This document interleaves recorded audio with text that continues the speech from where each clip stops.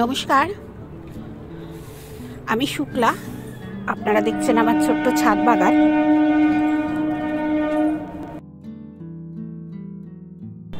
আজ প্রচুর প্রচুর জবা ফুটেছে, বিভিন্ন রঙের, এবং কোনোটা থোকা, কোনোটা আমরা যেটা বলি ডাবল জবা ফুটে সেই রকম, কোনোটা সিঙ্গল, তার সঙ্গে লক্ষ্মী জবা, নানা রকম জবা ফুটেছে।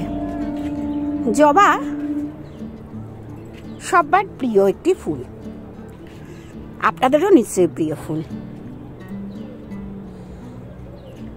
আমি বেশিরভাগ জবা করি হচ্ছে দেশি জবা, তবে তার সঙ্গে কিছু Pune variety, American variety, Australian variety, এরকম কিছু কিছু করি।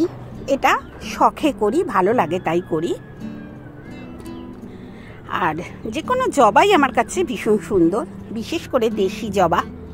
এই গরম পড়েছে, এখন কিন্তু জবা প্রচুর ফুটবে প্রত্যেকের ছাদ বাগানে, আমারও ফুটছে। আজকে কিন্তু আমি জবা নিয়ে আপনাদের সঙ্গে কথা বলতে আসিনি। আজকে কথা বলবো, আমি যে ওল বসাবো, আপনাদের দেখিয়েছি একটা বেড পরিষ্কার করেছিলাম, সেই বেডটাকে কিভাবে তৈরি করেছি।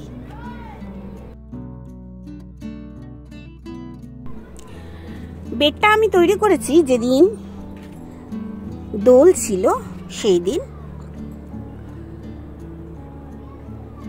বেডটা তৈরি করতে কি কি ব্যবহার করেছি সবই আপনাদের সঙ্গে শেয়ার করব।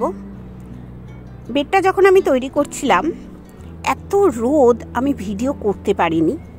আমি আমার মতো করে ওলের বেডটা তৈরি করেছি এবং কি কি মিশিয়েছি সেটা বলবো। এবং বেডটা তৈরি করে আমি কিন্তু রেস্টে রেখে দিয়েছি, অন্তত এক সপ্তাহ ওটা রেস্টে থাকবে। তারপর ওকে আমি ওইখানে আমি দেব ওল। আমার কাছে দুটি ওলের বীজ আছে, সেই ওলের বীজ। এবছর আমি আবার নতুন করে ওল ভেবেছিলাম বসাবো, ওই দুটো বীজ ছাড়াও আরও দুটো বীজ কিনবো। কিন্তু এবছর ওলের বীজের দাম প্রচুর, কিলো 100 টাকা করে। এক একটা বীজ প্রায় 1 কিলোর বেশি, এত বড় বড় ছিল, তাই আমি নিইনি।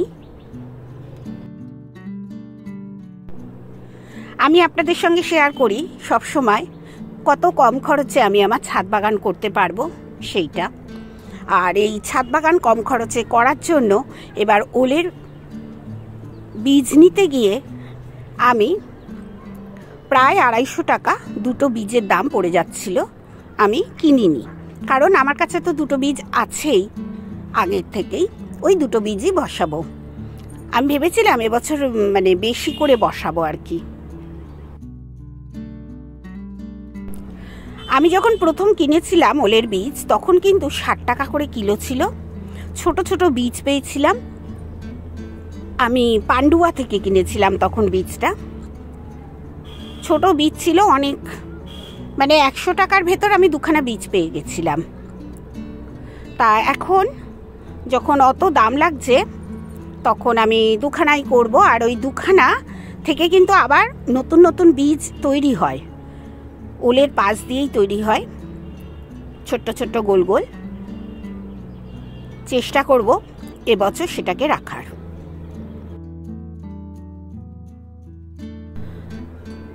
যে মাটিটা আমি তৈরি করেছি দেখুন, হলুদ গ্রো ব্যাগে, যেখানে আমার লঙ্কা গাছ ছিল, সব লঙ্কা গাছ আমি তুলে দিয়েছি। এবং সেই লঙ্কা গাছের জায়গায় আমি কি সার ব্যবহার করেছি সেটা বলবো। আর আমার এত বড় গ্রো ব্যাগটা, এখানে 4খানা ওল বসানো যেত, সেই হিসাবেই আরও দুটো ওলের বীজ আমি কিনতে গেছিলাম। এখানে দেখুন গোবর সারের সঙ্গে দেখুন খড় চলে আসে, সেই খড়গুলো দেখতে পাচ্ছেন, খড়ের টুকরো। আর এই গোবর সার, এখানে ভরপুর গোবর সার দিয়েছি, বুঝতেই পারছেন প্রচুর গোবর সার দিয়েছি। যতটা মাটি তার অর্ধেকের বেশি দিয়েছি আমি গোবর সার। এখান থেকে 3 বালতি মাটি কিন্তু আমি তুলে নিয়ে গেছি নিচে। এটা 4 তলার ছাদ, আমি 3 তলায় রেখে দিয়েছি 3 বালতি মাটি, ওগুলোকে আমি তৈরি করব। এর সঙ্গে আমি দিয়েছি ছাই, সর্ষের খোল, একটু নিম খোল আর চুন। এই সবকটা মিশিয়ে রেখে দিয়েছি 7 দিন রেস্টে।